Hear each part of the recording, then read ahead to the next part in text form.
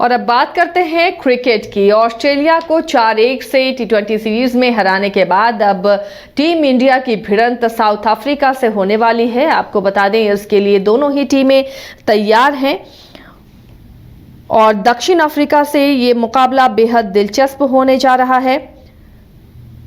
10 दिसंबर से ये मुकाबला यानी कल से ये मुकाबला शुरू होगा। दोनों देशों के बीच 3 मैचों की T20 सीरीज का पहला मुकाबला डबन के किंग्समीड स्टेडियम में होगा और भारतीय समय के मुताबिक 7:30 बजे से ये शुरू होगा। T20 विश्व कप 2024 को देखते हुए टीम प्रबंधन ने युवा खिलाड़ियों पर ध्यान अब केंद्रित किया है, क्योंकि आने वाले दिनों में T20 का वर्ल्ड कप होने वाला है और इसे देखते हुए जो युवा खिलाड़ी हैं, जो ताबड़तोड़ बल्ला चला सकते हैं, उन पर अब ध्यान दिया जा रहा है। सूर्य कुमार यादव को एक बार फिर टीम का नेतृत्व का मौका मिला है। रविंद्र जडेजा को उप कप्तान की जिम्मेदारी दी गई है। इसके अलावा शुभमन गिल हैं, श्रेयस अय्यर हैं, ईशान किशन और मोहम्मद सिराज इस स्क्वाड में शामिल हैं। ये सभी खिलाड़ी वनडे विश्व कप 2023 के टीम में भी हिस्सा थे। भारत में मैच का ये प्रसारण 7:30 बजे से आप देख सकते हैं और काफ़ी दिलचस्प होगा साउथ अफ्रीका के साथ ये मुकाबला, क्योंकि टीम इंडिया ने अभी T20 सीरीज में ऑस्ट्रेलिया को हराया है और उसके बाद अब साउथ अफ्रीका पर विजय पाने के लिए टीम इंडिया तैयार है।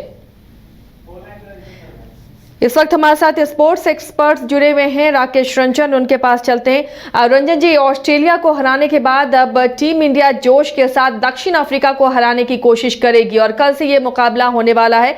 ये मुकाबला ज्यादा दिलचस्प इसलिए बन जाता है कि आने वाले दिनों में अब T20 विश्व कप भी है, तो विश्व कप के लिए ये मैच कितना अहम मान रहे हैं? या देखिए, विश्व कप की तैयारी के लिए भारत के पास बहुत ज्यादा समय भी नहीं है और बहुत ज्यादा मैचेस भी नहीं है। विश्व कप के पहले भारतीय टीम को 6 T20 इंटरनेशनल खेलने का अवसर मिल रहा है, जिसमें से 3 इसी सीरीज में होना है 10, 12 और 14 दिसंबर को। और इस मुकाबले में के बाद जो है भारतीय टीम को के पास सिर्फ एक अफगानिस्तान के खिलाफ जो है वो 3 मैचों की T20 सीरीज जो है वो रह जाएगी। इसके बाद ही भारतीय टीम जो जून के महीने में T20 का विश्व कप होना है, 4 जून से वो शुरू हो रहा है और 30 जून तक वो चलेगा, तो उसमें हिस्सा लेने के लिए जाना है। तो उस लिहाज से आप देखें तो ये जो मुकाबला है दक्षिण अफ्रीका में 3 मैचों की सीरीज, उसमें भारतीय टीम को अपनी तैयारियों को परखने का अवसर मिलेगा। जो सिलेक्टर्स हैं उनकी कोशिश है कि वो एक युवा टीम जो है वो चुने T20 विश्व कप के लिए। वो चाहते हैं कि ऐसे बैटर्स हों टीम में जो कि right from first ball hit करें, जाते ही स्ट्रोक लगाएं, विकेट पर समय ना गुजारें, लेकिन जल्दी जल्दी रन बनाएं। और ये मोटिव के साथ जो है टीम को तैयार करने की कोशिश हो रही है। तो अब उसी की एक परीक्षा है इस युवा टीम की। देखिए, अभी जो ऑस्ट्रेलिया से भारत ने सीरीज जीता 4-1 से, बेहतरीन जीत थी ऑस्ट्रेलिया जैसी मजबूत टीम के खिलाफ, लेकिन वो अपने घर पर थी। जब आप दक्षिण अफ्रीका में जाते हैं वहां पिचेस आपको डिफरेंट मिलेंगे, बाउंस होगा विकेट पर।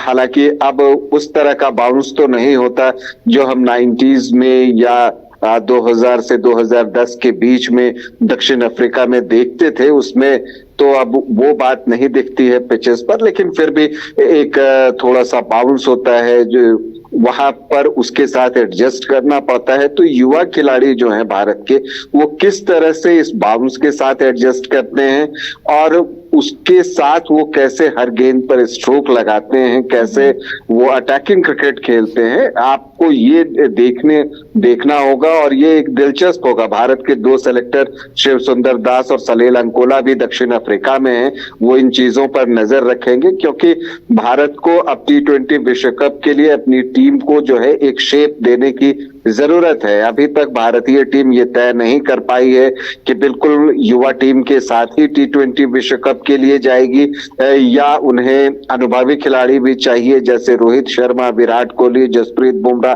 क्या उन्हें ये भी चाहिए? देखिए, जब रविंद्र जडेजा की वापसी इस सीरीज के लिए हुई है और बतौर उप कप्तान हुई है, तो ये तो मानकर चला जा सकता है कि रविंद्र जडेजा भारत की T20 विश्व कप के प्लान का हिस्सा है।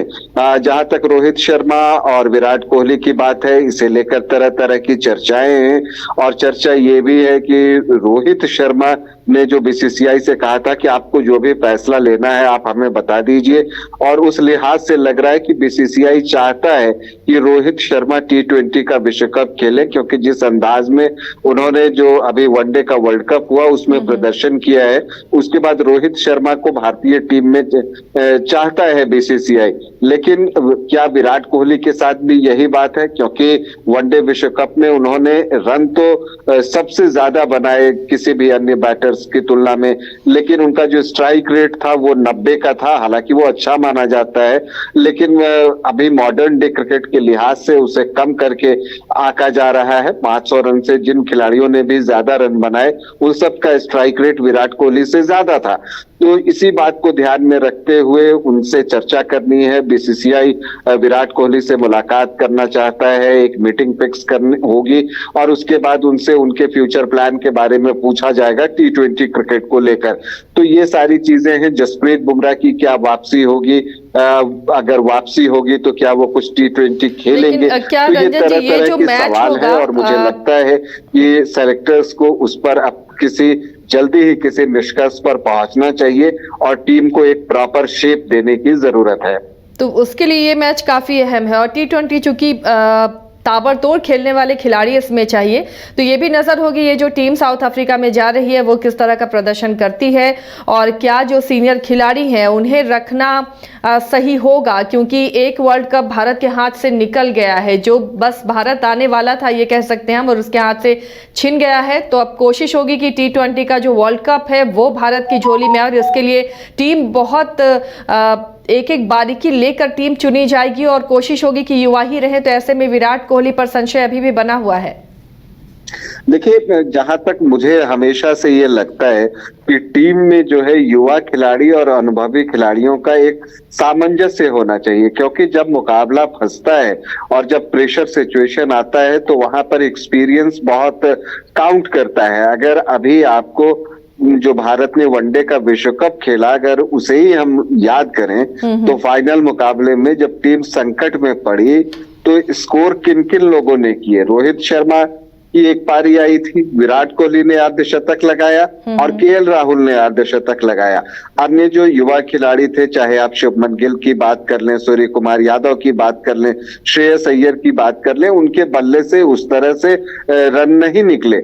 तो यही चीज जो है महत्वपूर्ण होती है कि जब मैच फंसता है तो वहां पर आपको एक्सपीरियंस की जरूरत होती है, एक एंकर की जरूरत होती है। इस लिहाज से अगर हम देखें तो मुझे लगता है कि विराट कोहली की जरूरत निश्चित तौर पर भारतीय टीम को है T20 में भी, और खास करके उस स्थिति में जिस तरह की फॉर्म में विराट कोहली ने अभी जो वर्ल्ड कप संपन्न हुआ है वनडे वाला, उसमें जिस तरह का प्रदर्शन किया है उसके बाद उनकी जरूरत महसूस की जाती है।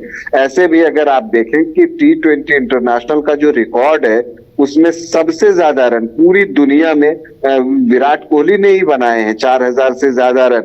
उसके बाद रोहित शर्मा है, तो आप इनको नकार नहीं सकते। स्ट्राइक रेट की बात करें तो जो विराट कोहली का स्ट्राइक रेट है T20 इंटरनेशनल में वो 137 से ज्यादा का है।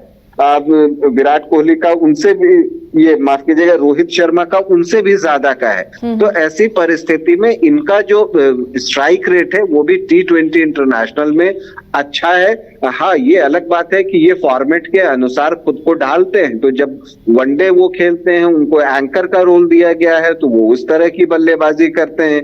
टेस्ट खेलते हैं तो उसमें उनका डिफरेंट तरह से वो अपने आप को अप्लाई करते हैं, और जब वो T20 खेलते हैं तो वो भी ताबड़तोड़ क्रिकेट खेलना जानते हैं। जो पाकिस्तान के खिलाफ पिछले T20 विश्व कप में पारी खेली थी विराट कोहली ने, आप उसे भूल नहीं सकते। जिस तरह से हारिस राउफ को सामने उन्होंने छक्का लगाया था, जिसे शॉट ऑफ द सेंचुरी कहा जा रहा है, वो शॉट विराट कोहली के ही बल्ले से निकली थी।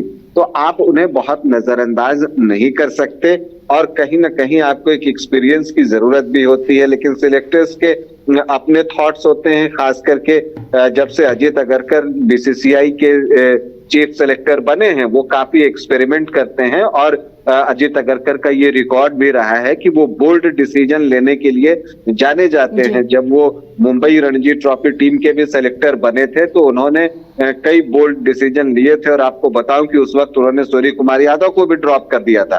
तो वो इस तरह के सेलेक्टर हैं, बोल्ड डिसीजन लेते हैं और वो एक पॉजिटिव डायरेक्शन में जो है टीम को आगे लेकर जाना चाहते हैं। और ये बात है कि वो बोल्ड डिसीजन लेते हैं सिर्फ इसलिए नहीं कि बोल्ड डिसीजन लेना है तो बोल्ड डिसीजन लेते हैं। अजीत अगरकर के लिए कहा जाता है कि वो टीम को आगे की ओर बढ़ते हुए देखना चाहते हैं, फ्यूचर की एक टीम भी जो है वो बनाना चाहते हैं। तो ये सारी चीजें देखने की होंगी। सभी अपनी जगह सही होते हैं अपने विचार के अनुसार। तो अब देखना है कि ये जो अब आगामी T20 विश्व कप है उसके लिए ये जो दक्षिण अफ्रीका में T20 की सीरीज होने जा रही है वो बेहद महत्वपूर्ण है। और इसके बाद ही मुझे लगता है कि फिर सेलेक्टर्स किसी नतीजे पर पहुंचेंगे, क्योंकि विदेशी जमीन पर जो भारत की युवा बैटर्स हैं, जिनमें कि आप यशस्वी जायसवाल का नाम लेते हैं, रिंकू सिंह का नाम लेते हैं, तिलक वर्मा का नाम लेते हैं, ये खुद को कैसे अप्लाई कर रहे हैं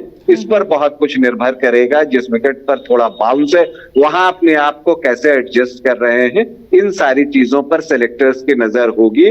और इसलिए इस सीरीज में युवा खिलाड़ियों को ज्यादा अवसर दिया गया है ताकि उन्हें परखा जा सके, और अगर उनमें पोटेंशियल निकलता है, यहाँ भी वो वैसे ही बल्लेबाजी करते हैं जैसा कि उन्होंने भारत में किया है, तो हो सकता है कि आपको आगामी T20 विश्व कप में युवा टीम मिले। और अगर ये जो है यहाँ पर अच्छी बल्लेबाजी नहीं कर पाते या उस तरह की अटैकिंग क्रिकेट नहीं खेल पाते, तब हो सकता है कि फिर से सीनियर खिलाड़ियों की तरफ देखा जाए।